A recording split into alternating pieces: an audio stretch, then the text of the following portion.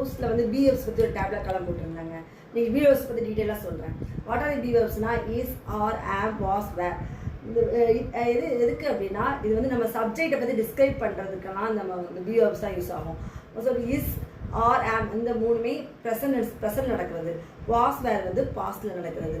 Say for example, ஐ ஆம் அ teacher, he is a teacher, she is a teacher, we are engineers, they are engineers அப்படி சொல்லலாம். எப்போவுமே ஐ வந்தால் ஆம் போடணும். ஹீ ஷீக்கு வந்து ஹீ ஷீ இதுக்கு வந்து இஸ் போட்டு பேசணும். தே வேருக்கு வந்து ஆர்.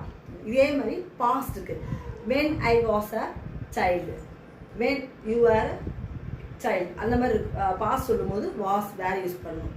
இல்லை ஹீ சி இதுக்கு வாஸ் போடணும். தே வீக்கு வேர் போட்டு பேசணும். இது ரொம்ப ஈஸிங்க. அந்த பிஹேவ்ஸ் தெரிஞ்சு நம்ம என்னமோ நிறைய பேசுகிற மாதிரி இருக்கும். அவ்வளோ வெரி ஈஸி சிம்பிள்.